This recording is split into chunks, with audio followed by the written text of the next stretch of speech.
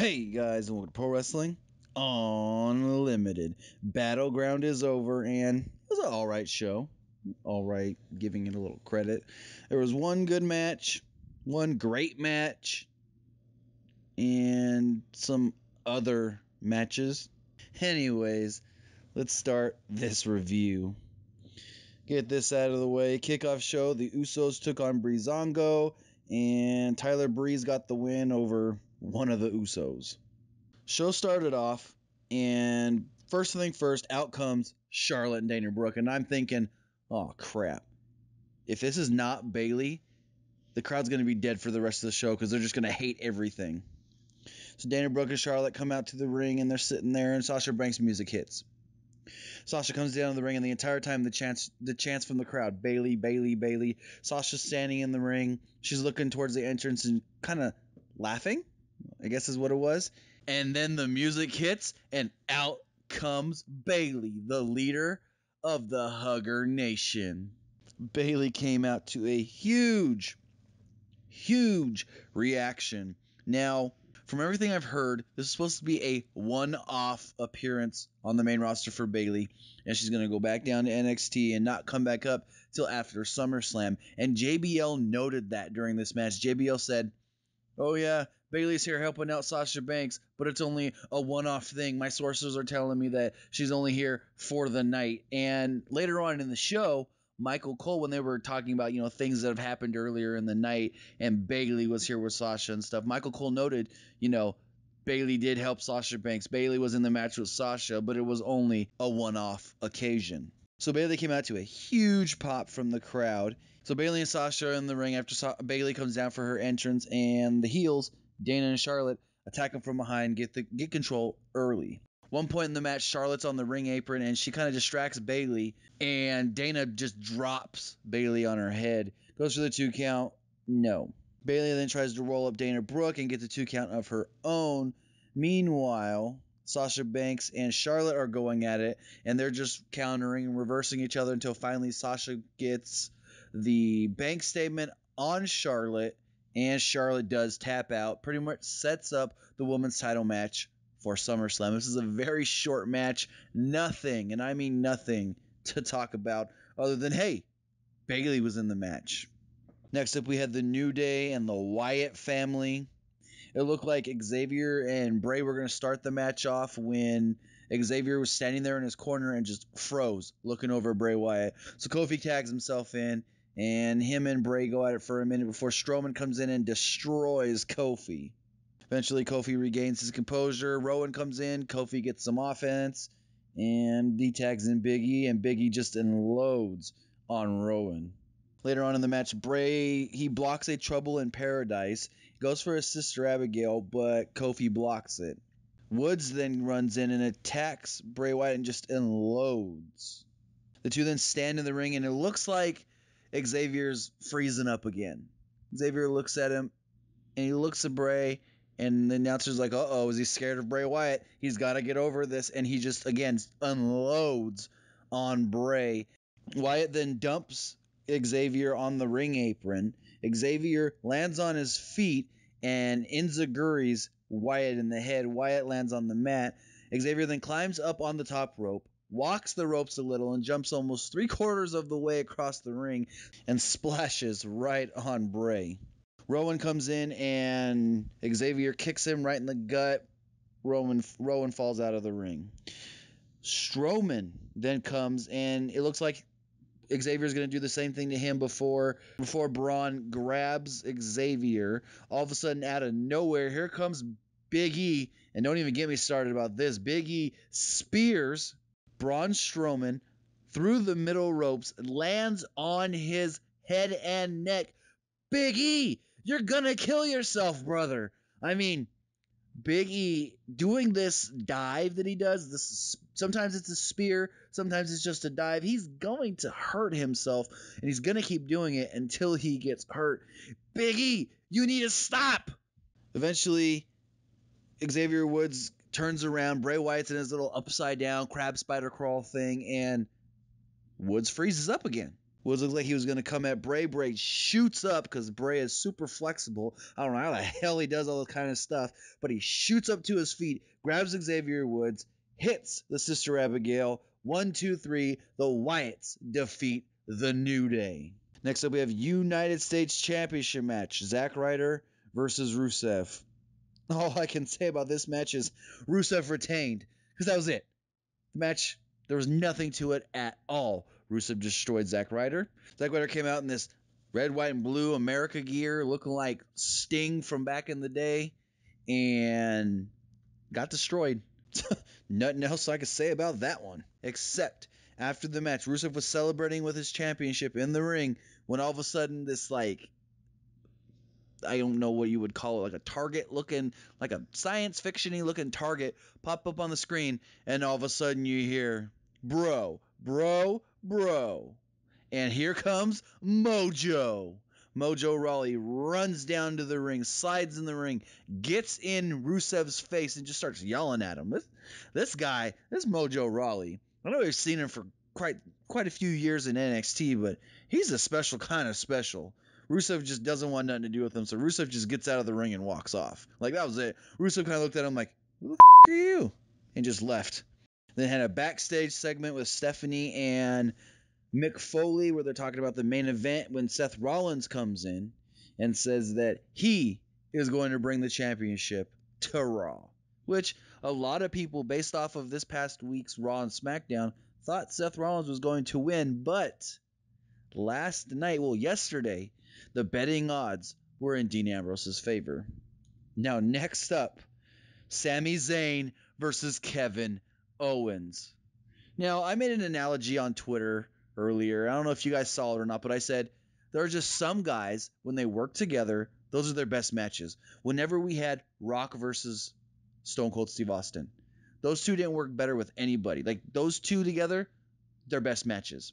Triple H, Shawn Michaels, when those two were one-on-one, their best matches, period. Kurt Angle and Brock Lesnar, when those two had one-on-one matches, it was their career matches, their best matches. When we get Sami Zayn against Kevin Owens, you can't get better with these guys. Like, these guys were born to wrestle each other because they're that good together.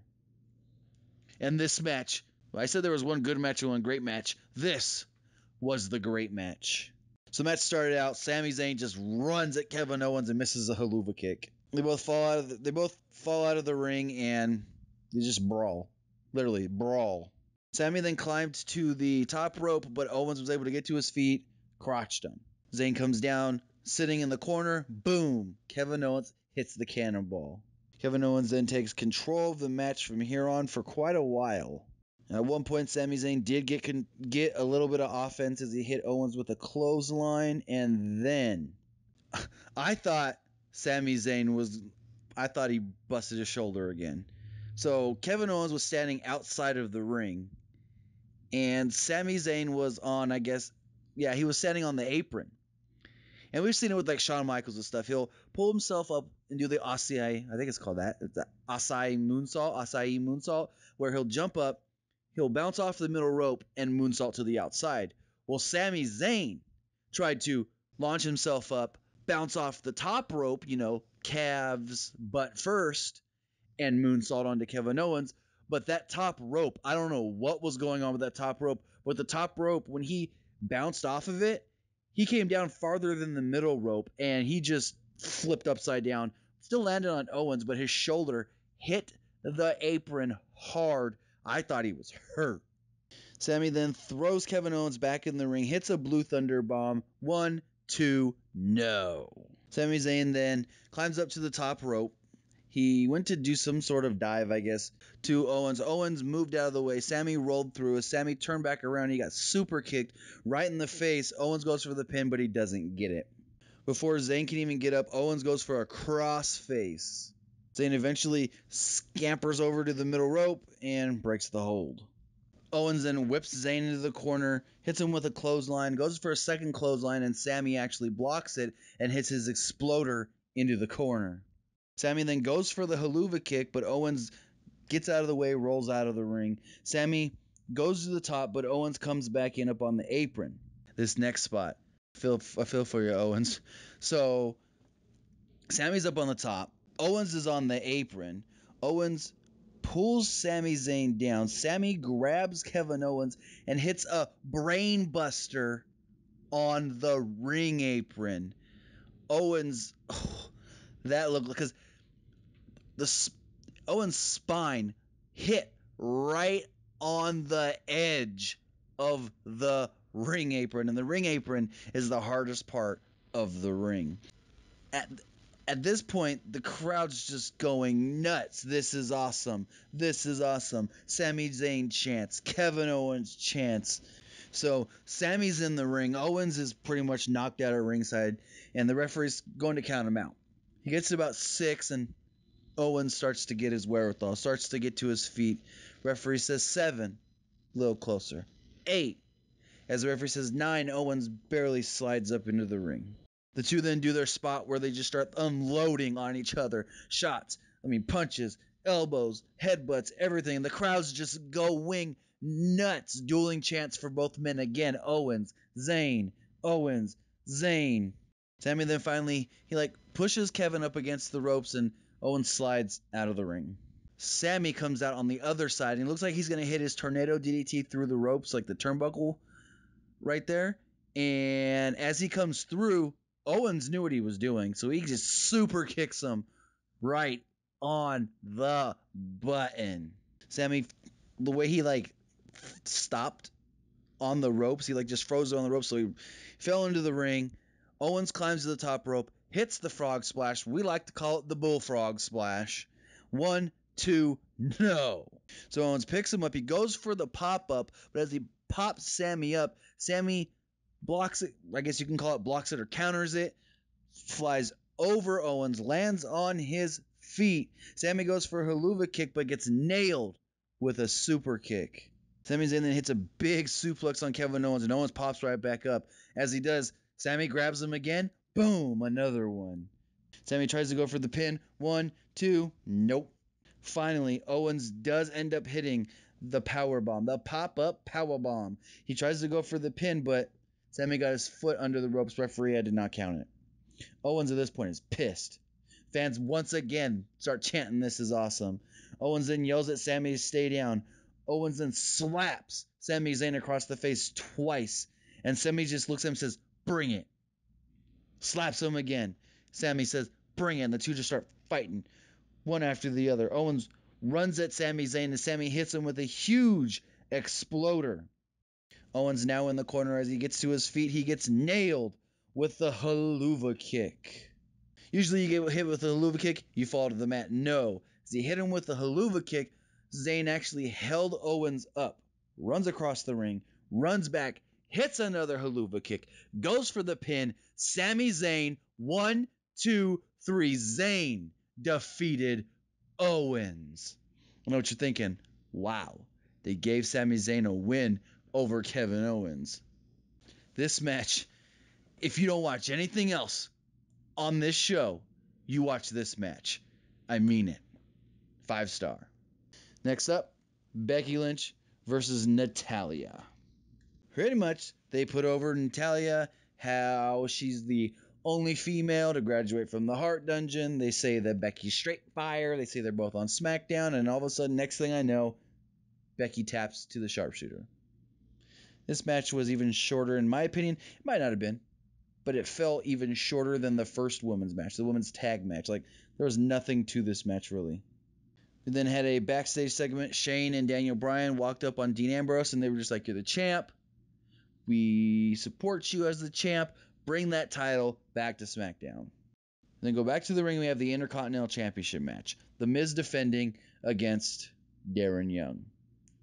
Now, what the hell was The Miz wearing? Miz was wearing some elephant, man. They thought this was a Great Gatsby party or something, a Halloween costume. I don't know. Maurice had one of those New Orleans Mardi Gras looking masks on, and then Miz had some weird looking mask with a freaking elephant trunk on it.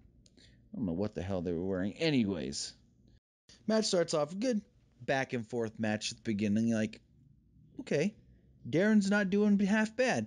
Darren Young's really, Darren Young looked good in this match. I'm gonna give him that. He did look good in this match. So like I said, it was real back and forth competition early on. About halfway through, Miz had a headlock on Darren Young, and he looks to the outside and he just starts trash talking Backlund. Young tried to get out of it, make a comeback, and Miz hit him with a neck breaker. More back and forth action. Miz charges with a corner clothesline, but Young actually floors him down and hits a clothesline of his own. Bob Backlund then ended up going wild at ringside. I don't know what was going on, but Miz countered a crossface chicken wing and then went to the floor. Looked like Miz was trying to leave or something. I don't know, but Bob Backlund got in his way. Young comes out and throws Miz right back in the ring. Maurice then walks over to Bob Backlund and like, "What are you doing?" And she slaps him. I mean, she slapped him so hard he fell to the ground. He gets up and he's like shocked, like, what was that for? So Maurice falls and tries to make it look like Bob Backlund knocked her down. So the Miz comes out and starts yelling at Bob Backlund. "That's my wife. Why would you do that? Who do you think you are?" So Darren Young comes out and he puts the crossface chicken wing on him, and Young won't let go. Like, they're trying to pull him off. Backlund's trying to pull him off, and he's got this crossface chicken wing in, like locked in big time. Bob Backlund's yelling at him, "Let it go, get back in the ring," and all of a sudden the bell rings, double count out. Now, when Rusev won his match earlier and kept the United States Championship, that meant the U.S. title was staying on Raw. So I knew Miz had to keep the IC title in this match and take it to SmackDown because they weren't going to have both secondary titles on Raw. But they did this right. They did it in a way where Darren Young looked good. He didn't have to get beat, yet the Miz still got to keep his title, and he got to take it to SmackDown. So it ends in a double countout. Overall, the finish worked for what it needed to be. Next up, we had John Cena, Enzo Amore, and Big Cass taking on the Club. This opening segment with John Cena, Enzo, and Cass felt like it lasted like 15-20 minutes before the Club even came out. And who knew what the hell Enzo was even talking about? At one point, he said, "Don't make eye contact with somebody when eating a banana." Like, what does that even mean? He did make a funny line about saying, he said, "AJ Styles, take your soccer mom hair, get in your soccer mom van, go pick up your boys from their soccer practice, bring them to Raw so we can give them their beating, and take your ass to SmackDown." That was good. Then there was one spot where he said crap, and it sounded like they tried to bleep it, but they bleeped it late, and then he just said it again. Anyways, we were watching this segment, and my wife looks at me and goes, "Who is this guy?" And I explained, it's Enzo Amore, it's Big Cass. Their whole shtick is that they like to talk trash, and they're from New Jersey, and this and that. And she goes, "Okay, fine. But he kind of reminds me of a Mankey. The Pokemon, a Mankey." And I was like, "What?" So I look at him. I think it's because a Mankey is all head, hairy, little flappy arms, flappy legs. Well, Enzo, he's got the hair and the beard, so his head's hairy, and his arms are always just flopping around everywhere, and he's doing crazy things with his legs, so I could see it. Anyways, Club comes down, match starts. Enzo and Carl Anderson start off the match, and Enzo just gets ragdolled. But he's like the Energizer Bunny at the same time, because he gets ragdolled and thrown around and slammed and beat the shit out of, and keeps on going and going and going and going. He does not stop. So Enzo takes most of the punishment in this match. He just gets destroyed by the Club. Towards the end of the match, AJ was going to hit a Styles Clash on Enzo, but Enzo blocked it, and Anderson comes in and hits him with a Spinebuster instead. Cass then takes out Carl Anderson. Gallows comes in and takes out Cass. Enzo then comes off the top, but Gallows moves, and Enzo hits John Cena with a crossbody.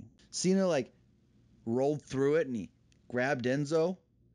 You know how Cena does it when someone will crossbody him. So Cena will take it, and he'll roll backwards, roll through it, and he stands up with them, and he threw Enzo at Luke Gallows. Gallows kind of was not knowing what just happened there, and AJ comes in with a forearm and hits the phenomenal forearm on Gallows. Cena then goes for the AA on Gallows, but Gallows counters it and throws Cena out of the ring.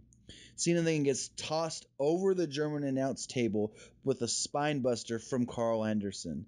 Enzo then leaps off the steps and DDTs Anderson outside the ring. Cena's a legal man and he barely makes it in by the time the ref counts 9. Cena and Styles are the legal men. Cass runs in. He looks like he's trying to help out Cena and he gets hit with the Magic Killer.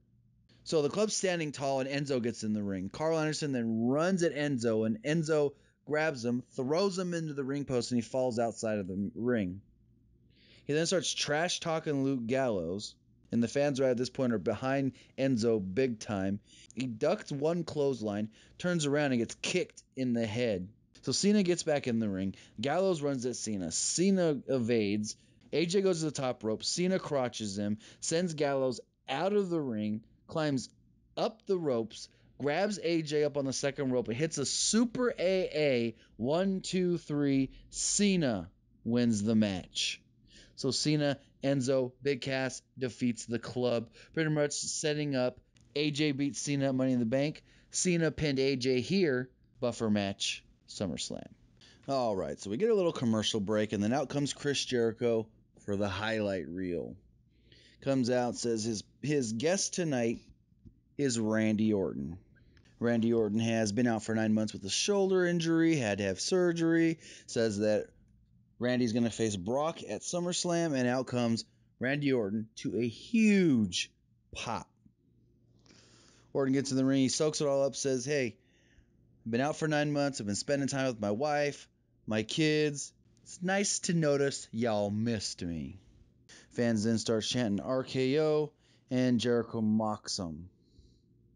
Jericho says Orton is welcome because being in the ring with him puts Orton on a higher level. Orton then says he's in a good mood, but that might change, and Jericho might provoke him to drop him. He says, hey, I can hit an RKO out of nowhere. So Jericho looks at him and goes, I can hit a code breaker out of nowhere. Jericho then says, you've been gone for 9 months. Let me catch you up on what's happened. He said, there's this thing called a brand extension. We had a draft. I don't know if you know, but you're on SmackDown. Randy kind of chuckled. So Orton looks at him and goes, I'm a little confused.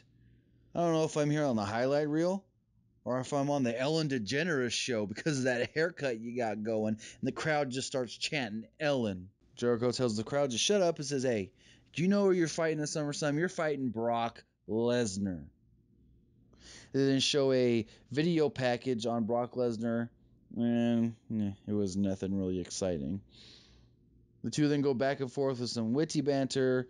Jericho says, Orton, you've been avoiding Brock Lesnar for 15 years. You guys started around the same time. Brock, he's this beast. You're a multi-time world champion, yada, yada. He tells Orton, in Brock Lesnar matches, he just suplexes everybody. Are you ready for this? Orton says, I know there's going to be a lot of suplexes. He can try to take me to Suplex City, but I'll just hit one RKO and take him to Viperville. Orton then makes the notion that, because I don't need enhancements. No enhancements needed. A straight jab, a straight shot at Brock Lesnar's UFC USADA drug test failure. Brock gonna be pissed when he hears this one. Jericho looks at Orton and goes, whew, you're gonna pay for that comment. Orton then looks like he's teasing an RKO, but he doesn't do anything. Then he bends over. Jericho kind of looking at him, hits the RKO out of nowhere, ending the segment. Then get a shot of the backstage area. It's a locker room. It says Raw. Got all the guys on the Raw roster. Then you get a locker room. It says SmackDown. Supposed to be all the guys on the SmackDown roster. And you see this and you really wonder, is that it? Those are all the guys on Raw? Those are all the guys on SmackDown? There's literally maybe 12 to 15 guys on each brand. You're going to get the same matches every 3 weeks. Damn, there's no room for variety on these brands. Anyways, the reason they showed the separate brands in their separate rooms is because the Raw brand was in their locker room, ready to watch the main event. The SmackDown brand was in their locker room, ready to watch the main event, because essentially they all were interested in knowing who was going to walk out WWE Champion and which brand was getting the WWE Championship. So that leads us to the triple threat. Stephanie McMahon comes out. Mick Foley comes out and he's got the longer hair and the full beard. And my son goes, "Hey, that's one of those Wyatt family guys." And I have to say, no. It's not Bray Wyatt. It's not one of the Wyatts. Anyways, my son's only 5, so he ain't going to know who Mick Foley is. Shane comes out. Daniel Bryan comes out. So you got the Raw GM and Commissioner sitting at ringside. You have the SmackDown GM Commissioner sitting at ringside. You know, they're invested in this match. They each want their guys. They want the title on their show. So out comes Rollins. Out comes Reign. Out comes Ambrose. Match begins. Bell rings, and all of a sudden we get a Roman sucks chant. Like huge. Like that's all you hear. Roman was booed out of this building tonight, ladies and gentlemen. Like, they did not want him here. Rollins then starts laughing, and he puts his hand out, doing like the Shield knuckle bump thing, and he's like, come on. Like, you know, let's all do it for old time's sake. And he gets drilled by Roman Reigns. Roman throws him out of the ring, and he runs to the other side. Looks like he's going to get in, and Ambrose stops him. Roman Reigns finally gets out of the ring. He throws Rollins into the barricade and throws him back into the ring. Rollins ducks a clothesline from Ambrose, but Reigns clotheslines him anyways, sending him back to the floor. A lot of good action. These 3 guys are good together. Like I said earlier, you have guys like Zayn and Owens who are always going to be good together. And these 3 guys have really good chemistry. Not no Zayn Owens chemistry, but these 3 guys, I guess because they were together and they trained together and they worked together so long as the Shield, they've just learned each other's styles. Yeah, they've developed new styles. They've changed throughout the years since the Shield broke up. But essentially, you know, they know the 3 of them know each other. They work house shows all the time with each other. So they know how to work together and have a good match. Like I said, we had a great match and a good match. The Owens-Zayn was the great match. This was the good match. Teased a lot of Shield spots, you know, like the fist bump. At one point, Roman Reigns is out standing in front of the announce tables. Dean Ambrose dives through the ropes, sends Reigns into the announce table. Rollins then does a flip over the top rope, lands on Reigns. Reigns is laid out at ringside. So we got Dean Ambrose, Seth Rollins, face to face. And then Dean just throws everything off the announce table. So we're like, uh-oh, I think I know what's coming here. They pick up Roman Reigns, bring him over there. Dean Ambrose lifts Roman, puts him on the shoulders of Seth Rollins, and we get powerbomb through the table, reminiscent of the Shield, shades of the Shield. So they hit that powerbomb, and Seth Rollins grabs the steel chair, nails Dean Ambrose across the back. Goes over, nails Roman Reigns, reminiscent of the night he broke up the Shield. So Ambrose, Rollins get back in the ring, and Rollins goes for a pedigree. Ambrose blocks it. He then blocks a turnbuckle powerbomb. Ambrose goes to the top. Rollins cuts him off with a superplex, and immediately goes for the 2 count, but doesn't get it, as Stephanie is going nuts thinking that Rollins is going to win this match. They get to their feet. I don't know how many of these he tried, but Rollins again tries for a pedigree. Gets blocked again. But this time, he gets launched into the corner and ends up going over the top to the outside. At this point, Roman Reigns finally gets to his feet, runs in, powerbombs Ambrose to the mat. Rollins is on the top rope, jumps like he's going to dive onto Roman, and Roman kicks him right in the head. Reigns then gets Rollins with a sit-out powerbomb, goes for the 2 count, doesn't get it. Roman then goes for a Superman punch on Dean Ambrose and blocks it. Reigns then goes for a Razor's Edge. Ambrose gets out of it, rolls him up, only gets a 2 count. Reigns then hits a Superman punch. Ambrose falls to the floor. Rollins then tries to go for a pedigree, hits it, and gets a very, very close 2 count. Stephanie thought it should have been a 3. Like, Stephanie's yelling at the ref. Like, I don't know if he just really kicked out late or if that's how it was supposed to be, but that was so close. Any hesitation, and that would have been a botched 3 count. So the 2 get to their feet. Reigns blocks another pedigree attempt. Rollins power bombs him in the corner. Reigns comes right back at him with a Superman punch and a spear as Roman Reigns was going to cover Seth Rollins. Dean Ambrose runs in, grabs him, hits the Dirty Deeds, pins Roman Reigns. Dean Ambrose retains the WWE Championship, bringing the WWE Championship to SmackDown. As soon as this happens, you all of a sudden start seeing Daniel Bryan and Shane McMahon doing Bo Dallas-like celebration laps around the ring because they're so happy their show gets the championship. The whole SmackDown locker room that comes down to the ring, they hoist up Dean Ambrose, and the show goes off the air. And that, ladies and gentlemen, was Battleground. But a lot of nothing matches, in my opinion. One good match, one great match.